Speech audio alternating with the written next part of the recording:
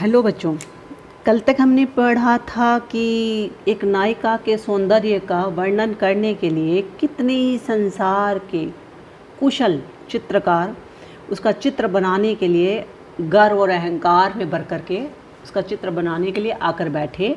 लेकिन उसका जो सौंदर्य था वो पल पल बदलने वाला, परिवर्तित होने वाला था।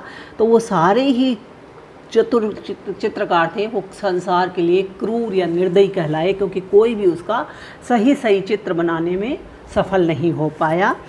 अगला पद हम पढ़ेंगे, एग्जाम की दृष्टि से भी इसको लगा लेना कि दृग उर्जत टूटत कुटुम जुरत चतुर चित्त प्रीति परति गांठ दुर्जन ये दई नई यह रीति। अब वो कहते हैं, हे विधाता, तुम्हारी ये नया ही एक व्यवहार है।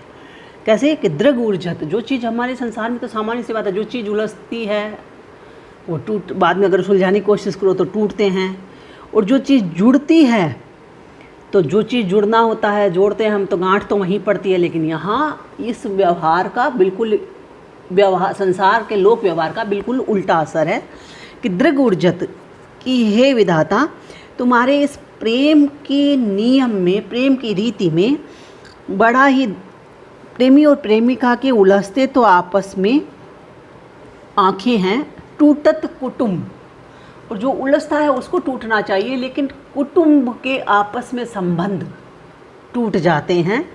जुरत चतुर चित्त प्रीति, वो प्रेम में है, नायक और नायिका के प्रेम की कुशलता में हृदय जुड़ जाते हैं। अब जहाँ जुड़ते हैं वहाँ गांठ पड़नी चाहिए। परति गांठ ही दुर्जन ही है, अब जो जुड़ते वो हैं तो दुर्जन दुष्टों के हृदय में गांठें पड़ जाती है या गांठ पड़ जाती है। दई नई यह रीति, तो हे विधाता, तुम्हारी ये प्रेम की बिल्कुल अद्भुत और अनोखी रीति है। अब यहाँ पर एक श्लेष, अनुप्रास और असंगति अलंकार है बच्चों, और एक यहाँ पर तुलना के लिए लेते हैं हम। तो प्रेम रीति के बारे में भी इसमें भी बताया गया है कि उर्जत दृग बंदी जात मन कहो कौन यह रीति प्रेम नगर में आई के देखी बड़ी अनीति। अगला चलते हैं अब। मानव विदितन अच्छ छवि स्वच्छ राखी बेकाज दृग पग पोंछन को करे भूषण पायंदाज। कि नायिका ने जो आभूषण पहने हैं वो तो मानो देखने वालों की आँखों को पहले साफ करने के लिए एक पायदान का काम किया है। तो क्योंकि हम किसी के घर में प्रवेश करते हैं तो पहले पायदान पर पाँव पहुँचते हैं, फिर प्रवेश करते हैं। तो यहाँ पायदान तो मानो उनकी उस नायिका के आभूषण हैं, जहाँ उसके स्वच्छ और सुंदर शरीर को देखने से पहले वो आभूषण हैं, वो पायदान का काम करते हैं। तो मानव विदितन अच्छ छवि, कि मानव विधाता है उस नायिका की शरीर की सुंदर स्वच्छ शरीर की छवि को, शोभा को स्वच्छ राखी बेकाज, साफ सुथरी रखने के लिए दृग पग पोंछन को करे, देखने वालों की आँखों रूपी पाँवों को पोंछने के लिए करे भूषण पायंदाज, आभूषण रूपी पायदान बनाए। तो यहाँ पर उत्प्रेक्षा और रूपक अलंकार है बच्चों। अगला है सगन कुंज छाया सुखद शीतल सुरभि समीर मनुवे जात अजो वहे उई जमुना के तीर। तो यहाँ पर कोई विरहिणी नायिका है, अपनी सखी से कहते हैं कि मेरा मन बार बार, जहाँ श्री कृष्ण के साथ में मैंने यमुना नदी के पास में रास रचाया था और उसके साथ में सुखद मेरी अनुभूतियाँ हैं, वहीं बार बार जाने का मन करता है। तो कोई विरहिणी नायिका की सखी है, वो नायिका है, वो अपनी सखी से कहती है सगन कुंज छाया सुखद, कि उन घने कुंजों की सुखद छाया, सुंदर छाया में शीतल सुरभि समीर, और छाया में बहने वाली शीतल सुगंधित हवा मनुवे आज भी है मेरे मन को, मनुवे जात अजो वहे, आज भी मेरे मन को उन्हीं यमुना तट की ओर ले जाती है। आज अजो मनवे जात अजो वहे उही जमुना के तीर, उसी जमुना के किनारे आज भी ले जाती है जहाँ मैंने प्रियतम के साथ पहले रासलीला की थी। तो यहाँ पर अनुप्रास और स्मरण अलंकार है। अगला है भाल लाल बेंदी ललन आखत रहे बिराजी इंदु कला कुज में बसी मनहु राहु भय भाजी। यहाँ पर किसी गौर वर्ण की नायिका यानी चंद्रमा के समान सफ़ेद रंग वाली किसी नायिका ने अपने सिर पर है, अपने ललाट पर है वो उसने लाल रंग की बिंदी लगाकर उसके ऊपर सफ़ेद रंग के चावल लगाए हैं। तो नायिका की सखी जाकर के, या दूती भी हो सकती है जो दूध का काम करती है, वो जाकर के नायक से कहती है कि नायक के पास जाकर कहती है कि भाल लाल बेंदी ललन, कि हे प्रिय, उस नायिका के ललाट पर नायिका के ललाट पर लाल बिंदी, कुमकुम की लाल बिंदी है, आखत रहे बिराजी, जो अक्षत या चावल लगे हुए हैं, उस पर चावल भी लगे हुए हैं। इंदु कला कुछ में बसी, वैसे लगते हैं मानो कि मनहु राहु भय भाजी, कि मानो राहु के भय से भागकर इंदु कला कुछ में बसी, इन चंद्रमा की कलाएं हैं वो मंगल ग्रह में आ बसी हों। अब देखो यहाँ पर इस बात को देखो कि नायिका का मुंह है वो चंद्रमा की कलाओं के समान, यानी चंद्रमा की घटती बढ़ती कलाओं के समान है, और उसकी लाल बिंदी है वो मंगल ग्रह के समान है। और यहाँ पर क्या है, राहु भय, देखने वालों के भय से मानो भाग करके है वहाँ आ गई हैं। तो यहाँ पर अब हम करते हैं कि नायिका की सखी ने कहा नायक से कि उस नायिका के भाल पर लाल या ललाट पर लाल बिंदी है, जो चावल उस पर लगे हुए हैं, वैसे लगते हैं मानो राहु के भय से भागकर चंद्रकलाएं मंगल ग्रह में आबसी हों। और यहाँ पर अनुप्रास तथा उत्प्रेक्षा अलंकार है बच्चों।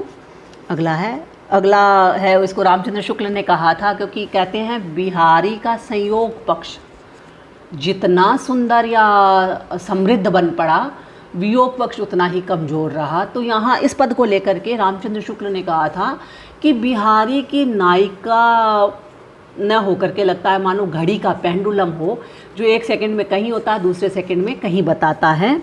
तो यहाँ पर अब चलते हैं।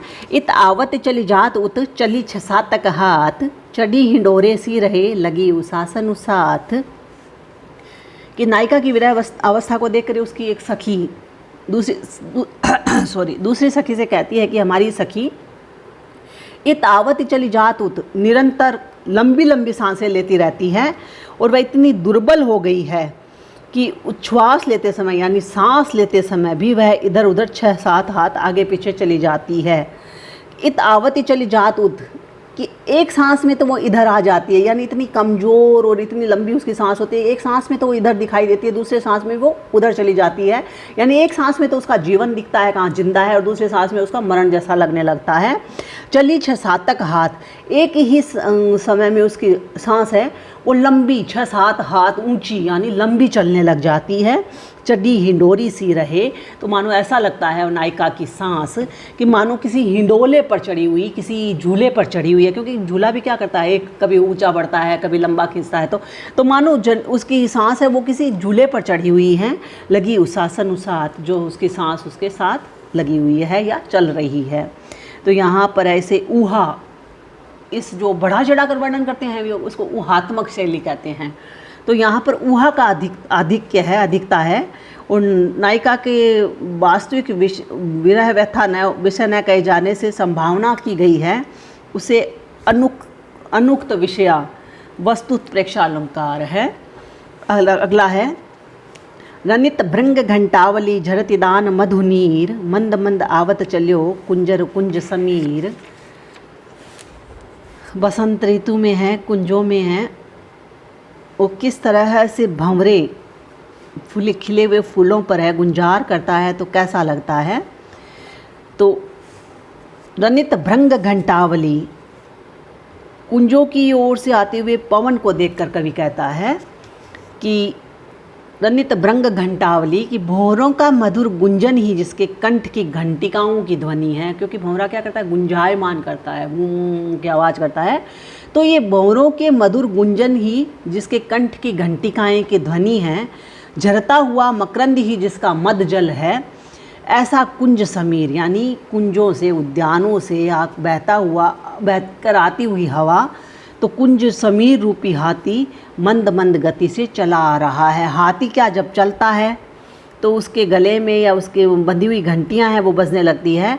तो यहाँ पर भी है, समीर कुंजों से बहकर आता हुआ हवा है, वो जो उस हवा में वो हाथी के समान हवा, क्योंकि उसके भी भंवरे रूपी घंटियाँ हैं, मधुर गुंजार रूपी घंटियाँ बज रही हैं।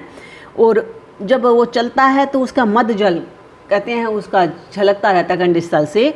तो यहाँ पर भी उसका मकरंद ही जिसका मद जल है, यानी पराग ही जिसका मद जल है, जो हमेशा ही टपकता रहता है।